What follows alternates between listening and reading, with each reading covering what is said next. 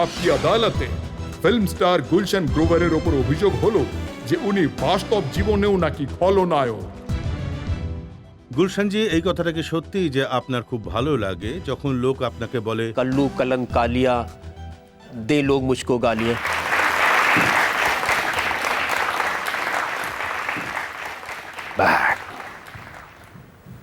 Batman, मैं हूं बुराई का फरिश्ता। मेरा जन्म अभी नहीं हुआ है। मैं तो हमेशा से हूं आपके पास, आपके बीच, आपके अंदर। यकीन नहीं आता तो अपना दायां हाथ अपने सीने पर रखकर ध्यान से सुनिए, आपको मेरी आवाज जरूर सुनाई देगी। बुराई की आवाज। बुराई का और आपका रिश्ता हमेशा से है। बुराई सबके अंदर है, अच्छाई दबा देती है उसे।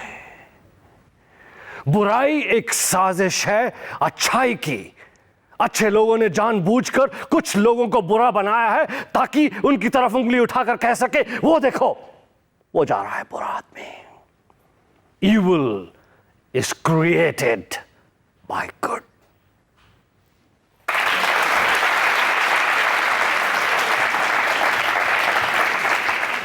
আমি তো এটা শুনেছি যে আপনি ছোট থেকেই খুবই দুষ্টু ছিলেন এবং লেখাপড়ায় একদমই মনোযোগ দিতেন না।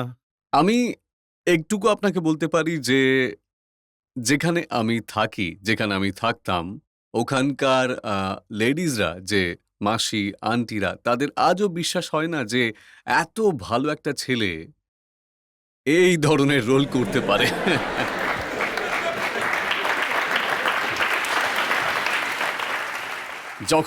যখনই আমি যখন নতুন নতুন ফিল্মে নেমেছি, তো ফিল্ম অবতার আসে আর তাতে আমি এক বদমাস ছেলের রোল করি।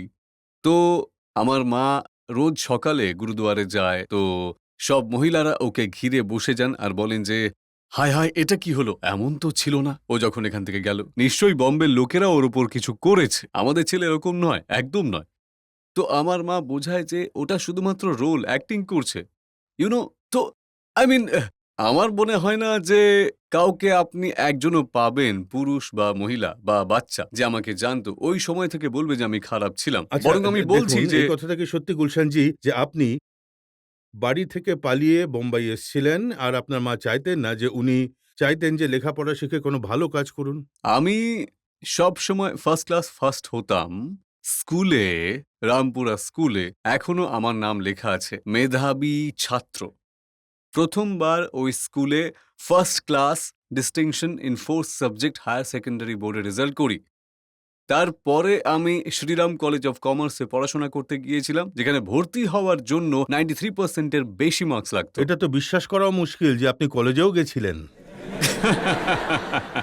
দেখুন, এটা আমার যে ফিল্মে আমি যে ক্যারেক্টার করি, এটা তারই প্রভাব।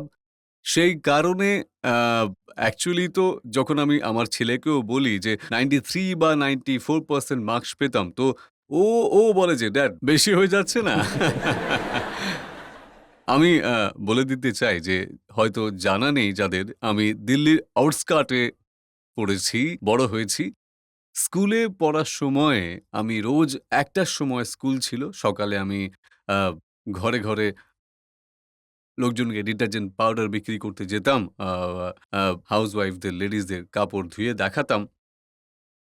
এটাই বলতে চাই যে আমার কাছে কম পয়সা থাকায় বা দারিদ্র্যের কারণে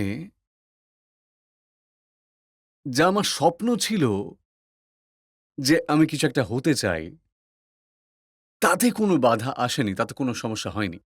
আমি সকালে বাড়ি বাড়ি ডিটারজেন্ট পাউডার, ফিনাইল হাউসওয়াইফদের বিক্রি করতে যেতাম, আমার ইউনিফর্ম সঙ্গে করে নিয়ে। একটু বেশি ইমোশনাল হয়ে পড়ছি।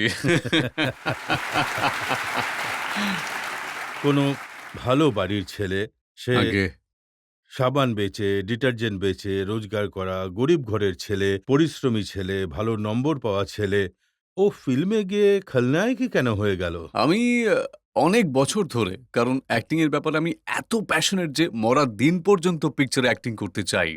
যদি আমি ফিল্মে হিরো হতাম, তাহলে কি হতো যে যতক্ষণ আপনি অ্যাট্রাক্টেড, ইয়াং, সুন্দর লাগছেন বা যতক্ষণ দর্শকরা আপনাকে সেভাবে দেখছে, আপনি আছেন ৫-৭ বছর পরে অন্য কোনো হিরোর ফিল্ম দেখতে চাইবে। আর আমি কিন্তু এটা চাইতাম যে, যে দিন পর্যন্ত আমি বেঁচে থাকবো পিকচার অ্যাক্টিং করতে থাকবো। কিন্তু কার ভালো লাগে যে সব ফিল্মে পেটানি খাবে? আমি মানুষকে ওই খারাপ রোল করে এটা দেখাতে চাই, যদি আমার মতোই ফিল্মে যে ক্যারেক্টার আছে যদি সেরকম হন, তাহলে সমাজের জন্য খারাপ হবে আর আপনার সাথেও এমনটাই করা হবে। পেটানি খাবেন, তার সাথে সাথে ফিল্মে যে সুন্দরী হিরোইন আছে আপনি তাকে পাবেন না, হিরো পেয়ে যাবে। আপনার শত চেষ্টা সত্ত্বেও। হ্যাঁ, আমার চেষ্টা সত্ত্বেও। জনতা থেকে জেনে নেব আপনার এই খলনায়কের ব্যাপারটা নিয়ে তাদের কোনো প্রশ্ন আছে কিনা। স্যার, আপনি বেশিরভাগ ক্যারেক্টার নেগেটিভ করেছেন। কখনো এই নেগেটিভ ক্যারেক্টারের ইম্প্যাক্ট আপনার রিয়েল লাইফে লিমিট ক্রস করতে বাধ্য করেছে কি? আরে ভাই, একদম নয়, একদম নয়, আচ্ছা, একদমই গুলশান জি, নয়। এটা বলুন যে কখনো এমন হয়েছে যে আপনার লিফটে কোনো মেয়ের সঙ্গে দেখা হয়েছে আর ও ভয় পেয়ে পালিয়ে গেছে?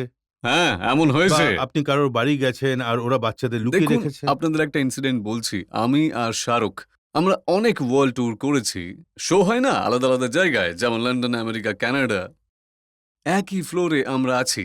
শাহরুখের ফটোগ্রাফ নেবার জন্য মেয়েরা দৌড়াচ্ছে, একলা যাচ্ছে ওই ফ্লোরে, ও রুমে। আমার কাছে অটোগ্রাফ নিতে আসে, তখন ভাই কাজিন, প্রতিবেশী, বডিগার্ড সব সঙ্গে নিয়ে। তো আমার খুব খারাপ লাগে। আমি বলি, আরে এই তো প্রবলেম শাহরুখের, আপনার কাছে ওরা একাই সব আসার জন্য তৈরি অটোগ্রাফ নেওয়ার জন্য, আর আমার কাছে দল বেঁধে আসছে। তো কখনো কখনো মনে হয় যে ভুল করে ফেলেছি, ভিলেন হয়ে হিরো হতে পারলে ভালো হতো? একদম না স্যার, একদমই নয়। আমি বলেছি না যে আমি কোনো রিজেক্ট হিরো নই, যে আজকাল হিরো চলছে না তো ভিলেনের রোলটা আমি শুরু করে দিয়েছি, ঠিক আছে? আমি প্রথম দিন থেকেই খলনায়কের রোল করার জন্য গিয়েছিলাম আর খলনায়কের রোল করি আর আনন্দের সঙ্গে। আর তার সাথে সাথেই এখন গত বছর ধরে আমি যেটা বলে যে ওই ভার্সেটাইল অ্যাক্টরের মতো করে আলাদা আলাদা ধরনের রোল করা শুরু করে দিয়েছি।